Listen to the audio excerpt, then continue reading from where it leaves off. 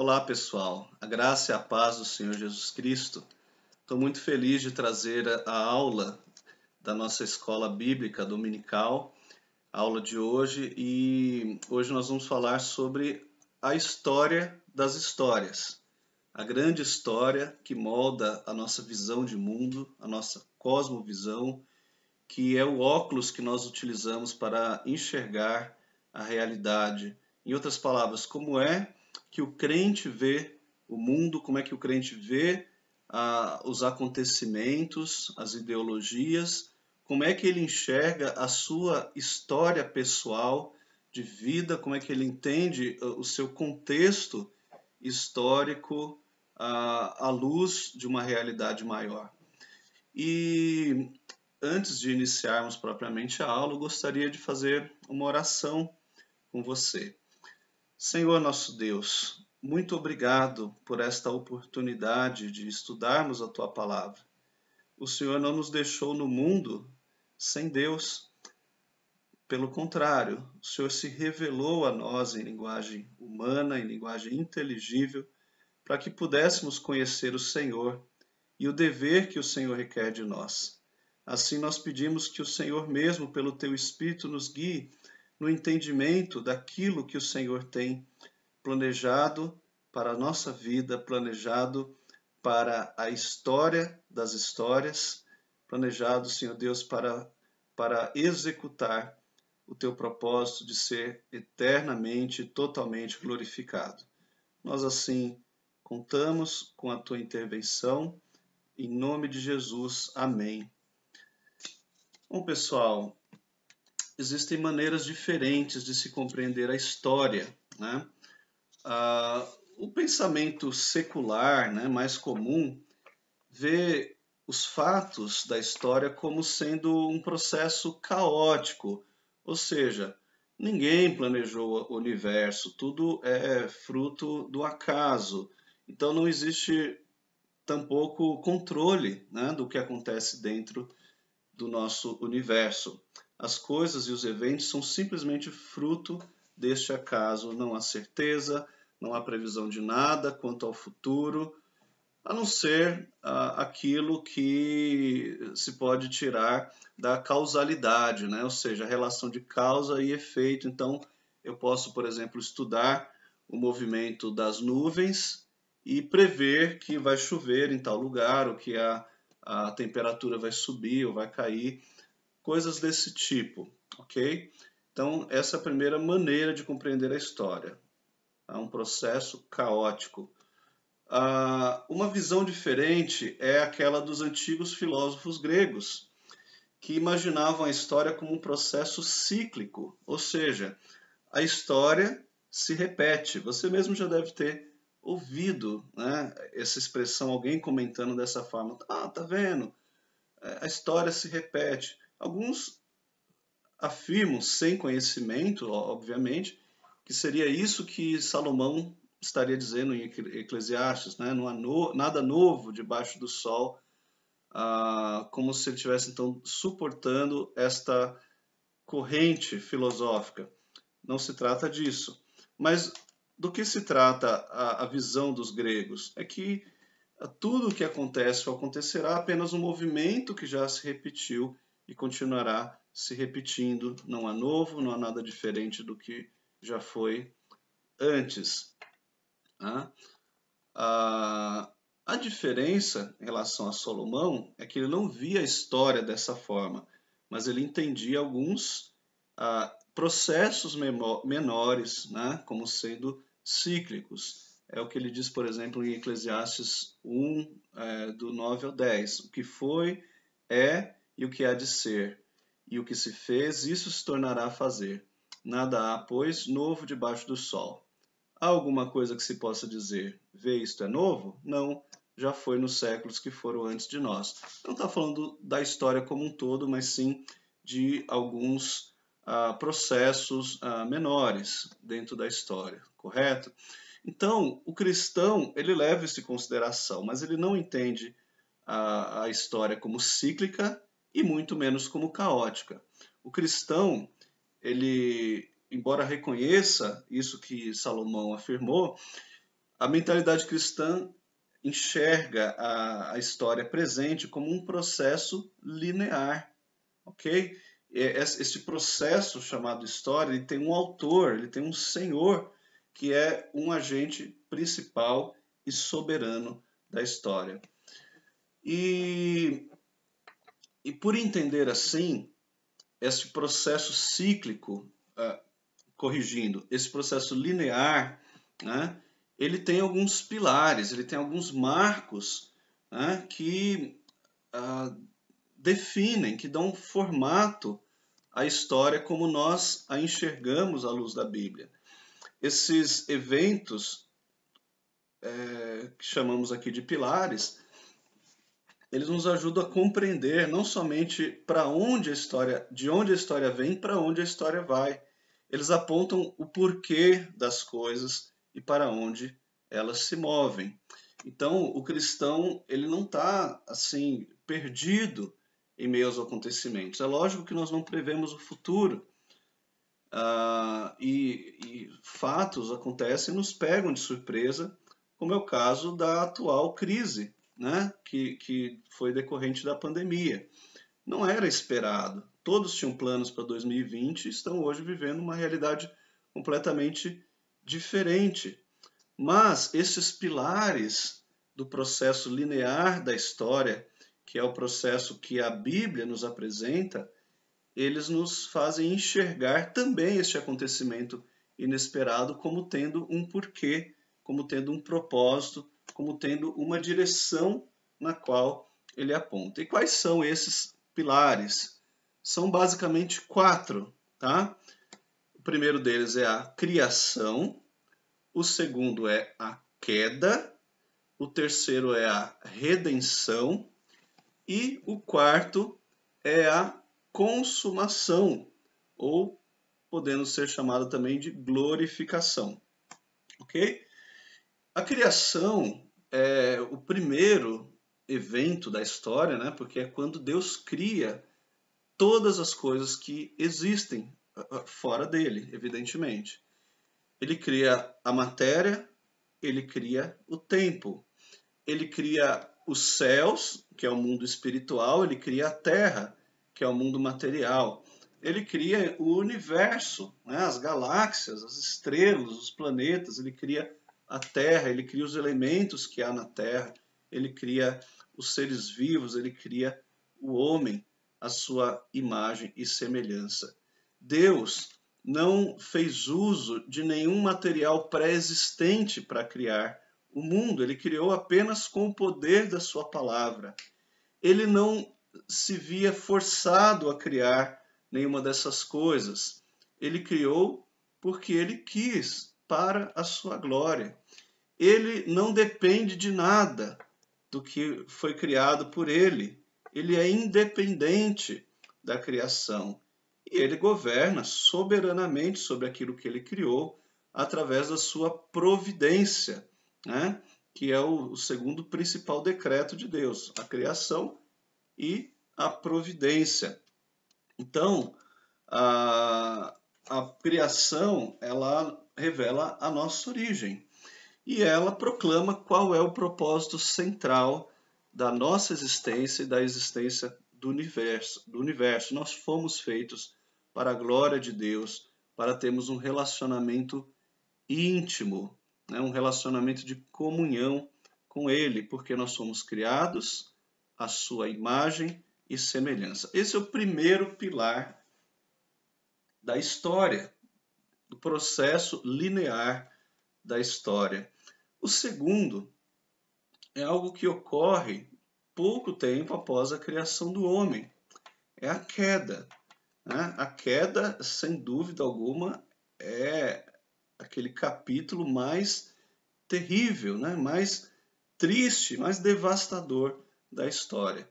Aquele primeiro casal, Adão e Eva, desobedeceram a Deus, não amaram a Deus de todo o seu coração, quiseram se tornar independentes dele, ouvindo a sugestão da serpente, que era o diabo. Então, este pecado chamado de queda, ele separou o homem de Deus. Deus havia feito um pacto com Adão. No dia que ele pecasse, no dia que ele desobedecesse, certamente morreria. E esta morte, ela se revelou ser a morte espiritual, embora também a morte física, porque Adão, que era imortal, passou a ser mortal.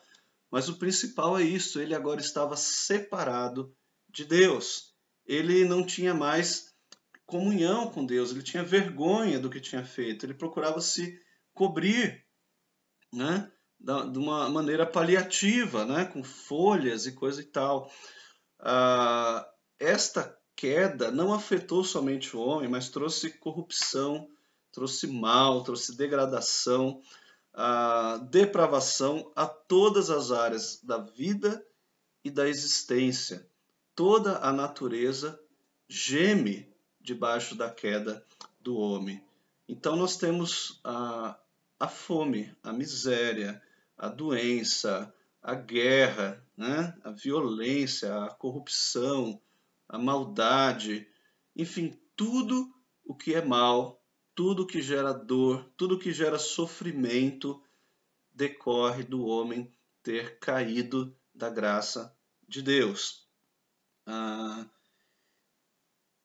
E este segundo pilar, portanto, ele descreve a grande maioria dos nossos questionamentos, né?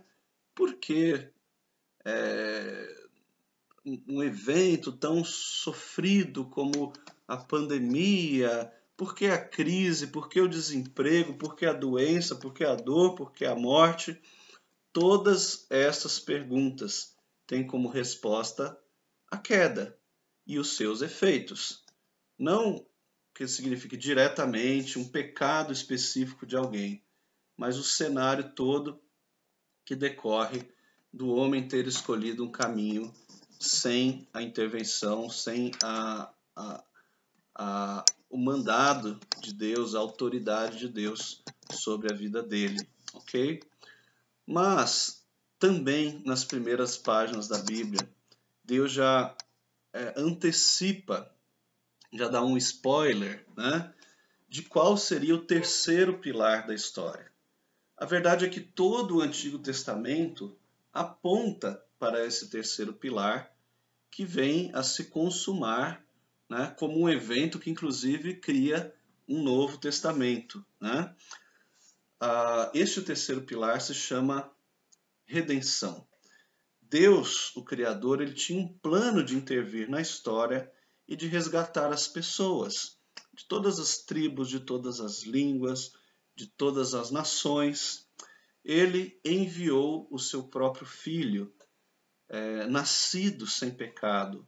O verdadeiro Deus se encarnou, ele pisou o nosso chão, ele se revestiu da nossa humanidade, da nossa natureza, ele se colocou de uma forma perfeita no nosso lugar. Perfeito, que eu quero dizer, perfeitamente idêntico. Jesus não era apenas um artista encenando a humanidade, ele se tornou um homem verdadeiro. Tá? E, todavia, ele veio sem a marca do pecado, né? Ele foi gerado no ventre da Virgem Maria pelo Espírito Santo. Então ele herdou a natureza humana, tal como Deus a criou, com todas as suas características indispensáveis, as suas características essenciais, mas ele não herdou o pecado original. Haja vista que o pecado não é essencial no homem, né? E essa transmissão hereditária do pecado foi barrado ali pela sua geração extraordinariamente, né, virginal, por meio do Espírito Santo. Então Jesus era um homem real, perfeito, porém sem pecado. Alguém, portanto, em condições de nos representar e não de ser punido por Deus. Ele encarou o tribunal de Deus, que foi a cruz do Calvário. Ele levou sobre si a nossa iniquidade e, por meio do que ele fez, Deus revelou a sua justiça a nós, não pelo caminho das boas obras, não pelo caminho da obediência à lei, posto que nós nos tornamos completamente incapazes de obedecer à lei.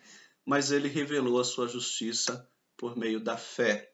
A fé na obra expiatória, na obra vicária do seu Filho Jesus Cristo, o Verbo de Deus feito homem para nos salvar. Então, através da morte e posteriormente a ressurreição de Cristo, na qual ele, tendo consumado a sua obra, agora ele tem condição de aplicá-la à nossa vida. Nós somos unidos a ele. E uma vez unidos a Cristo, nós somos filhos de Deus e co-herdeiros com ele da sua herança. Podemos agora nos tornar participantes da sua obra na história, como filhos de Deus, a saber, os que creem no seu nome. Bom, mas a história ainda não acabou. Ela continua. Há algo que todos nós sabemos que ainda não está completo, ainda não está consumado. Está consumado, digamos assim, na eternidade. Mas dentro dessa esfera que pertencemos, chamada tempo, ela ainda não se consumou. Então nós aguardamos um quarto pilar da história, que é a consumação de todas as coisas, também chamada de glorificação. Porque enquanto que a redenção tem sido anunciada, levando milhares de pessoas à graça salvadora, a história continua caminhando. Ela continua seguindo o seu curso para um desfecho, para o capítulo final, o capítulo que marca o final desta era, desta existência tal qual a conhecemos, né? É o fim deste mundo, né?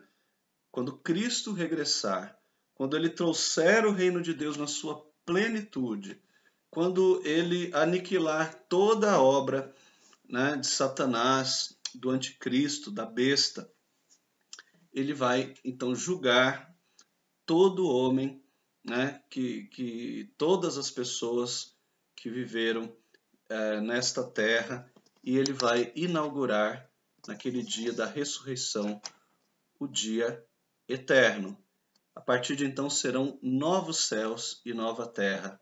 Uma nova história vai iniciar, né? Agora sem pecado, agora somente a glória. Então vejam, meus irmãos, tudo que nós vivemos, tudo que nós presenciamos, tudo que nós ouvimos, todas aquelas decisões que nós temos que tomar na vida do cristão são moldadas por estes 4 pilares, né? Se não são ainda na sua vida, é porque ainda falta você se aprofundar e se agarrar com firmeza a esses pilares, que são os pilares apresentados pela Bíblia. A Bíblia é uma unidade e ela, do início ao fim, ela pode ser compreendida e ela pode ter uma aplicação prática para a vida e para a história se você compreender esses 4 pilares. Quando o cristão não tem esses 4 pilares, ele vai pegar emprestado o óculos do mundo, né? Então ele vai olhar para a injustiça social e vai acreditar numa utopia como forma de solução para a injustiça social, né? Ou ele vai ver a questão da degradação da natureza, das queimadas, por exemplo, e ele vai pegar um óculos do mundo, né, e vai enxergar uma utopia para tentar solucionar o problema das queimadas. Ele vai ver a questão do sofrimento dos animais, ele vai pegar um óculos, né, do mundo emprestado e vai ver, mais uma vez, uma utopia, ou seja, ele vai procurar uma redenção em algo que não é Cristo, em algo que não é o plano de Deus. Ele vai enxergar uma consumação diferente daquela que Deus tem planejado. E é muito possível que ele ignore os efeitos da queda nessas suas soluções, utilizando-se de ferramentas do mundo para trabalhar questões que são inerentemente resultado do pecado dentro do nosso coração.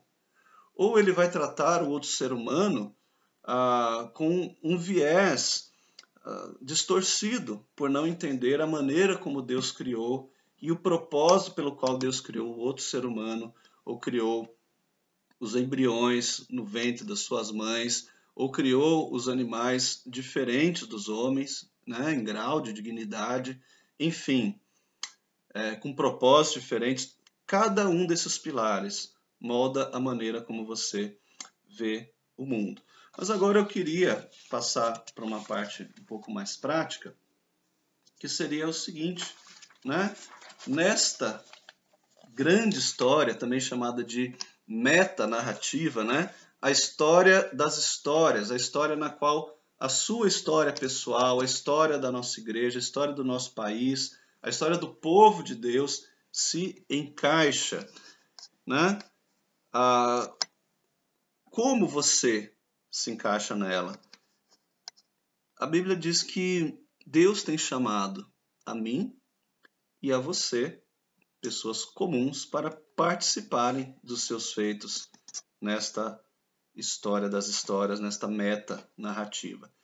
E isso fica claro em algumas passagens, em alguns eventos que nós vamos examinar agora. Primeiramente, veja lá o chamado de Abraão em Gênesis 12. Do versículo 1 ao 3 diz assim: Ora, disse o Senhor a Abraão: Sai da tua terra, da tua parentela e da casa do teu pai, e vai para a terra que te mostrarei. De ti farei uma grande nação, e te abençoarei, e te engrandecerei o nome. Sê tu uma bênção. Abençoarei os que te abençoarem, e amaldiçoarei os que te amaldiçoarem. Em ti serão benditas todas as famílias da terra. Então vejam, esse chamado, né, sai da tua terra, vai para a terra que eu te mostrarei. Ele é acompanhado de algumas promessas, como farei de ti uma grande nação e te abençoarei, né? E engrandecerei o teu nome, e você será uma bênção para todas as famílias da terra. Como a gente sabe, esta promessa foi feita a um homem que já caminhava para a senilidade e possuía uma esposa estéril, né? Uma esposa que, para todos os efeitos, né, dentro do que era possível, do padrão da época, ela era completamente infértil, né? Mas, contra toda a possibilidade, ou como diz o autor dos Hebreus, né? Crendo contra esperando contra a esperança, né? Abraão creu e obedeceu a Deus. E os anos foram se passando, a promessa não se cumpria, né? Até que um dia, já bastante desanimado, ele é visitado pelo Senhor. Naquela noite, Deus chama ele para fora da sua tenda e diz a ele o seguinte, Gênesis 15, 5. Então conduziu-o até fora e disse: Olha para os céus e conta as estrelas, se é que podes. E lhe disse: Será assim a tua posteridade. A gente, se começar a refletir sobre o significado, né, desta promessa e tentar vislumbrar a extensão dela, a gente fica perdido. Porque esse universo que a gente consegue ver num dia, ou melhor, numa noite sem luzes da cidade, sem poluentes, sem nuvens. Eu não sei se você já teve essa experiência de ir para o meio da roça num dia de céu limpo e olhar diretamente para o céu, a quantidade absurda de estrelas, né, que nós conseguimos ver a olho nu. Elas já são incontáveis e não são nem um milionésimo do que Deus criou, né? A gente já não conseguiria ter, né, o vislumbre da dimensão dessa promessa. Acontece que com os telescópios modernos, os cientistas já estimam aí cerca de 100 bilhões de galáxias, cada galáxia com mais de 2 trilhões de estrelas. Então, é uma coisa da ordem de 10 elevado a 22, né? A quantidade de 10 elevado a 22, 10 elevado a 23, que seria mais ou menos 100 bilhões vezes 100 bilhões, tá? A quantidade de estrelas, é algo incontável. Tem mais estrelas no universo do que grãos de areia na Terra. Algo assim realmente incompreensível para nós. E esse era o tamanho da promessa de Deus para Abraão, né? E além disso, né, além de ser o pai daquelas nações que viriam através do filho que ele ainda não tinha, a Bíblia afirma que ele seria também pai de todos aqueles que viessem a crer. Ele seria o pai da fé. O apóstolo Paulo se refere a ele da seguinte forma, em Romanos 4:11. Recebeu o sinal da circuncisão como o selo da justiça da fé que teve quando ainda incircunciso, para vir a ser o pai de todos os que creem, embora não circuncidados, a fim de que lhes fosse imputada a justiça. Dessa forma, nós vemos que a promessa demonstra o propósito de Deus de salvar muitas e muitas pessoas, cumprindo assim a sua palavra. Quando Deus chamou Abraão, ele já tinha esse propósito, usar a vida de Abraão, usar também a sua vida para que milhares, milhões de pessoas pudessem ser salvas. Deus está agindo salvadoramente na história. É bem provável que ele alcance o seu vizinho, né? É bem possível que ele alcance um parente seu, pessoas do seu trabalho, da sua escola, pessoas que você acredita até mesmo que jamais dariam ouvidos a ele. E a pergunta que cabe nesse momento é o seguinte: como isso te desafia? Saber que Deus está agindo salvadoramente na história, como isso te desafia? O segundo ponto sobre este chamado é o chamado que Deus faz às gerações depois de Abraão. Veja só o que diz o Salmo 105, do versículo 7 ao versículo 9. Ele é o Senhor, nosso Deus. Os seus juízos permeiam toda a terra. Lembra-se perpetuamente da sua aliança, da palavra que empenhou para 1000 gerações, da aliança que fez com Abraão e do juramento que fez a Isaque. Então, essa visão da grandeza do projeto de Deus na história fica ainda mais amplo quando nós vemos Deus chamando as gerações, né? Ou seja, ele lembrando a sua aliança por até 1000 gerações, diz aqui. A verdade é que se a gente considerar uma geração como um período aí de cerca de 40 anos, ainda não ocorreram 100 gerações desde Abraão até aqui, né? De Abraão até nós se calcula alguma coisa perto de 4.000 anos. Então a gente teria aí em torno de 100 gerações, né? No máximo. E a conclusão é qual? Que ainda faltam outras 900 para o mundo acabar? Não necessariamente isso. Muito provavelmente não é isso, né? Mas a conclusão é que, além de Deus estarem agindo salvadoramente na história para salvar milhões de pessoas, ele vai cumprir a sua promessa a cada geração. Ele vai deixar patente a sua aliança a cada geração dos seus filhos. Não importa quantas gerações sejam, aquela promessa que ele fez a Abraão e que é extensiva a todos os que creem, ela vai continuar acontecendo com os filhos dos crentes e com os filhos dos seus filhos e com os filhos dos seus filhos enquanto existirem. O propósito redentivo de Deus continuará operando na história. Mas o fato é que você e eu só podemos cooperar na nossa geração, né? Nós deixamos uma semente para o futuro, mas nós só podemos cooperar diretamente na nossa própria geração. A gente não pode voltar no passado, a gente não pode avançar para o futuro. Então, esse é o nosso tempo, esse é o nosso momento. E o que isso faz você se sentir, né? O que talvez a sua atitude procrastinadora traz agora ao seu coração diante dessa verdade? O que a sua omissão neste momento tem causado ao seu coração a saber que Deus tem um tempo específico, um tempo programado, um tempo proposital para usar a sua vida no tempo e na história? Vamos então ao terceiro ponto. É que a história da redenção ela atingiu um clímax. Nós falamos rapidamente, né, sobre a questão da redenção, né?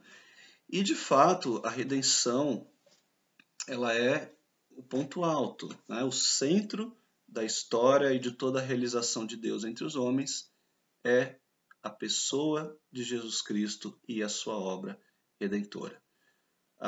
É o próprio apóstolo Paulo que também fala isso lá em Gálatas, capítulo 4, versículo 4, quando ele diz: vindo, porém, a plenitude do tempo, Deus enviou seu Filho, nascido de mulher, nascido sob a lei. Ou seja, o evento mais esperado, né, e anunciado do Antigo Testamento, e também o evento que dividiu a história, né, e que define quem é o povo de Deus hoje, ou como a história segue hoje, foi este evento, a vinda do Filho de Deus. O Filho de Deus, que nasceu humilde, né, em Belém, foge para o Egito, depois é criado na Galileia, uma terra sofrida, uma terra afastada, pobre. Ele acaba sendo conhecido como Jesus de Nazaré, né? Filho do carpinteiro. Ele vai demonstrando os sinais de que ele era o ungido do Senhor. Ele era o Messias, como tinham anunciado os antigos profetas. Ele inaugura o seu ministério escolhendo 12 homens. Esses 12 homens não eram pessoas extraordinárias, eram pessoas comuns. E ele os chama para estarem com ele. Ele escolhe as que ele mesmo quis para estarem com eles e serem enviados para pregar. É o que diz Marcos 3,13. Pois bem, o tempo que ele passa com esses 12, os seus atos de amor, a sua dedicação é patente em esculpir o caráter de Deus no coração e na vida daqueles 12. E os evangelhos estão aí justamente para nos mostrar isso, como Jesus, né, esculpiu, como Jesus forjou o caráter de Deus naquelas 12 pessoas comuns, se bem que um deles estava sendo preparado para um outro desígnio. Nós vamos falar dos 11, ok? É naquele último evento, né, da refeição da Páscoa, descrito lá pelos evangelhos, especialmente em João 13, né, que nós vemos que Jesus, aliás, João 17, né, Jesus orando pelos seus discípulos. E ele ora de uma forma muito curiosa, porque ele diz assim: eu não rogo somente por esses, mas por todos aqueles que vierem a crer. Ou seja, Jesus estava orando também por mim. Ele estava orando por você também que crê nele naquele dia, né, que seria o mais penoso da sua vida aqui na Terra.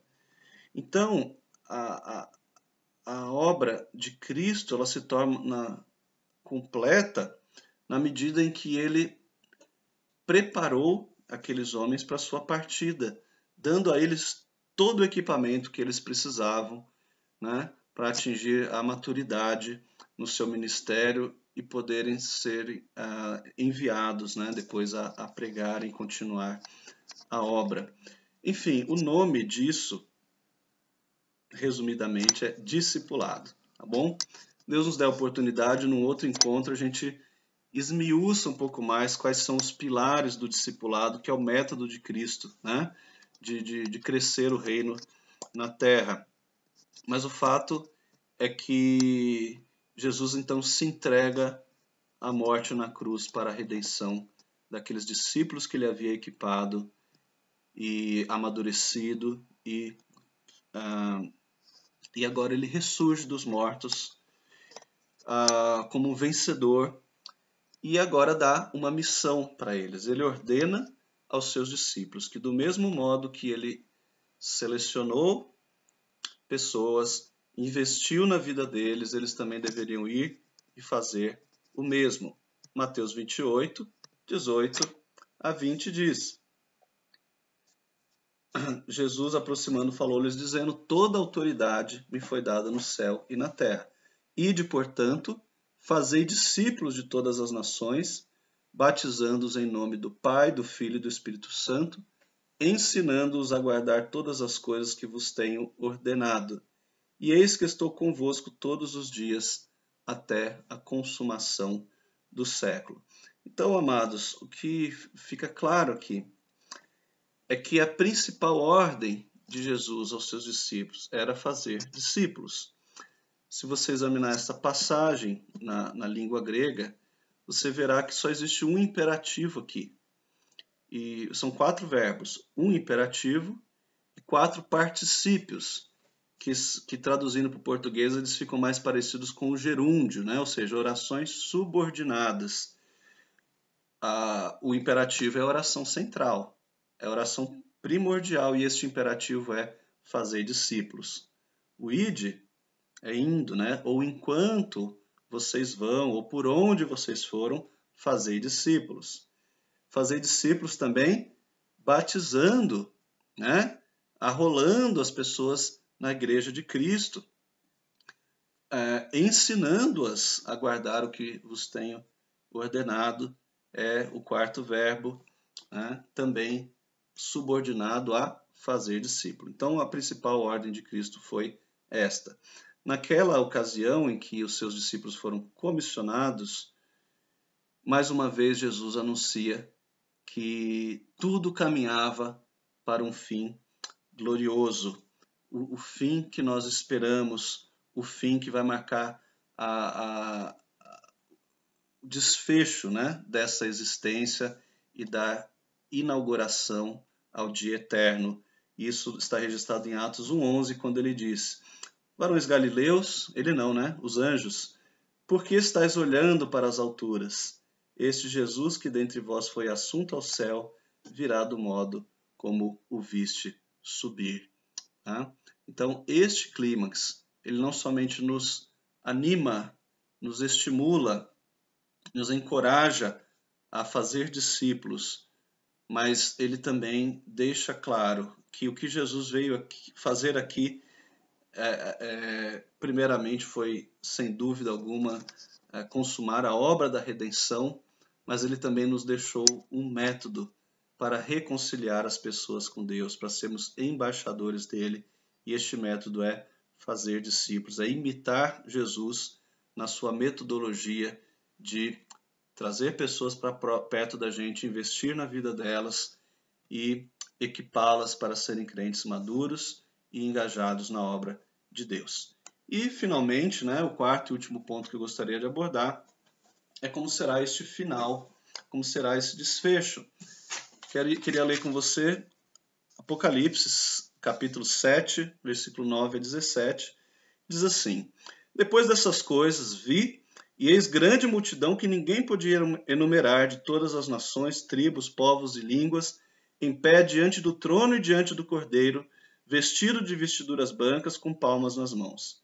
E clamavam em grande voz, dizendo: ao nosso Deus que se assenta no trono, e ao Cordeiro pertence a salvação. Todos os anjos estavam em pé, rodeando o trono, os anciãos e os 4 seres viventes, e ante o trono se prostraram sobre o seu rosto e adoraram a Deus, dizendo: Amém! O louvor e a glória, e a sabedoria, e as ações de graças, e a honra e o poder e a força sejam ao nosso Deus pelos séculos dos séculos. Amém. Um dos anciãos tomou a palavra, dizendo: estes que se vestem de vestiduras brancas, quem são e de onde vieram? Respondi-lhe: meu senhor, tu o sabes. Ele então me disse: são estes os que vêm da grande tribulação. Lavaram as suas vestiduras e as alvejaram no sangue do Cordeiro, razão porque se acham diante do trono de Deus e o servem de dia e de noite no seu santuário. E aquele que se assenta no trono estenderá sobre eles o seu tabernáculo. Jamais terão fome, nunca mais terão sede, não cairá sobre eles o sol e nem ardor algum, pois o Cordeiro que se encontra no meio do trono os apacentará e os guiará para as fontes da água da vida, e Deus lhe enxugará dos olhos toda lágrima. Então, este texto ele é basicamente uma janela para o futuro. É um texto em que podemos vislumbrar uma multidão de crentes que foi prometida como descendência a Abraão, como somos nós, né? Vindo de todas as gerações. A igreja que nós participamos hoje, ela é limitada ao tempo e ao espaço. É uma igreja local, na cidade tal, no bairro tal, e a gente só conhece as pessoas da nossa geração. Não conhecemos talvez os fundadores da igreja, não vamos conhecer a geração futura, mas a igreja universal de Cristo, né? A igreja triunfante é a igreja na qual todos os descendentes de Abraão pela fé estarão reunidos. Este texto ele ainda aponta o futuro, se você prestou atenção, porque ele relata os crentes que morreram e já estão na presença do Senhor e estão clamando, não dormindo, mas já conscientes, né? Conscientes, estão cheios de gozo, de alegria, mas reivindicando a glória de Deus, clamando para que Ele venha, faça justiça e consume a sua obra.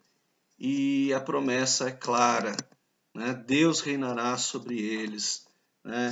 Eles jamais terão fome e sede novamente, eles não serão queimados pelo sol, não terão nenhum tipo de ardor, porque Jesus vai ser o pastor deles. E Deus enxugará dos olhos toda a lágrima deles. Então, este é o fim do tempo. Esta é a consumação que nós esperamos, né? Esse texto aponta claramente para a eternidade, que será uma eternidade com Deus. O nosso maior presente, o nosso maior trunfo dessa glorificação será a própria presença de Deus, tá? Todas as promessas estarão consumadas, as lágrimas enxugadas, a fome e sede saciadas, a dor e a morte vencidas. Jesus Cristo, que é o Cordeiro, será agora o pastor. Ele vai nos guiar a fontes de água da vida, né? Não haverá doenças, não haverá qualquer outro tipo de carência.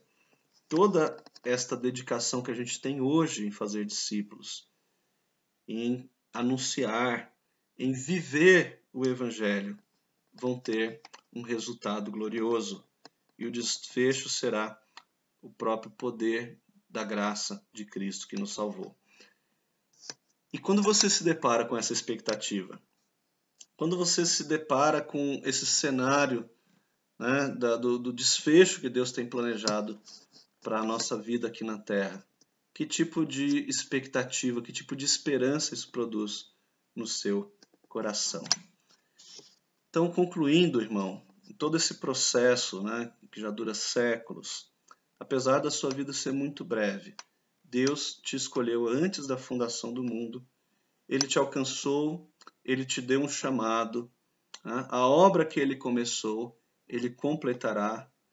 Ele faz tudo cooperar para que esta obra seja concluída, porque aqueles que Ele predestinou, a esses também chamou, a esses que chamou, a esses também justificou, aos que justificou também santificou, e aos que santificou também glorificou, né? Ou, encaixando isso dentro do tempo, se for o seu caso, ainda vivo hoje, né, aqui na Terra, glorificará, tá certo? Então, esta obra será consumada, tudo cooperará para isso, e Deus te deu o privilégio de fazer parte da sua grande história. Você tem uma história que é única. Mas essa história única e particular, ela faz parte de uma história maior, a grande história. Você é como Abraão, você é como os discípulos de Jesus, pessoas simples, mas pessoas alcançadas por Cristo e chamadas, vocacionadas por Ele. Por isso, eu gostaria de encerrar fazendo perguntas. Eu peço que você depois pause o vídeo e tente sinceramente responder a essas perguntas. A primeira delas é: qual é o seu lugar na grande história? Qual é o seu lugar? Nós falamos aqui de forma abrangente, mas se você se chama Joaquim, qual é o lugar do Joaquim nessa grande história? Se você se chama Fábio, que é o meu nome, qual é o lugar do Fábio nessa grande história? A segunda pergunta é a seguinte: como você deseja que Deus lhe use? A ideia aqui é: olhe ao seu redor, quais são as oportunidades que estão aí diante de você? Quais são as coisas que você poderia já estar fazendo, se capacitando, procurando mais? E ao invés disso você tem sido omisso, ou quem sabe você só tem delegado para o pastor ou para algum presbítero da sua igreja. Não, mas se pergunte como você deseja que Deus lhe use. Quais são os sonhos que Deus tem colocado no seu coração para glorificá-lo? E, finalmente, a sua visão é grande o suficiente que você precise confiar em Deus? Ou seus projetos só dependem de você e da sua força e das suas resoluções? Veja, se você pode fazer essa obra sozinho, provavelmente essa visão é pequena demais. Então, peça a Deus que amplie os seus horizontes, que Ele mostre realmente um papel significativo, grandioso, um papel nobre, nesta grande história dele. Não que isso te torne alguém importante, porque Deus ele nos permite ser seus cooperadores por causa da sua graça, não porque nós merecemos. Mas quanto maior, quanto mais difícil é o trabalho, mais Deus é glorificado. O conhecido missionário pioneiro na China, e como a China necessita de outros Hudson Taylors, né? Então, este conhecido missionário, Hudson Taylor, certamente ele disse o seguinte: a obra de Deus, ela começa difícil, depois ela se torna impossível e então ela é feita. Que isso se torne a realidade da sua história, para a honra e para a glória do nosso Deus. Foi um prazer estar com vocês, que Deus os abençoe. Vamos encerrar com uma oração. Pai Celestial, obrigado, Senhor Deus, porque o Senhor é o Criador e o provedor de todas as coisas. Assim nós não vivemos um mundo caótico e tampouco vivemos um mundo cíclico, como se tudo fosse previsível. Mas vivemos uma história na qual o Senhor é soberano e uma história que tem propósitos, uma história que tem começo, que tem meio e que tem um final glorioso. E todos os eventos da história culminam para a máxima glória ao teu santo nome. Obrigado acima de tudo, Senhor Deus, porque a nossa história é insignificante. Ela não é desconexa. Ela faz parte também desta grande história. E por isso mesmo, o que nós te pedimos agora é que o Senhor nos dê clareza sobre como a nossa história se encaixa na tua. Como a nossa narrativa se encaixa na narrativa maior. Como os pilares desta história e da visão do Senhor sobre o mundo podem fazer com que a nossa vida seja frutífera e contribui para a consumação de todas as coisas, para que o Senhor seja glorificado também através de nós. E este tesouro possa ser manifesto ao mundo através de vasos de barro como nós. Te pedimos isso, Senhor Deus, para que a tua igreja cumpra o seu papel na terra em obediência à comissão de Jesus Cristo, nosso Salvador. A Ele toda a glória, e em nome dele oramos. Amém. É isso, amados. Deus os abençoe.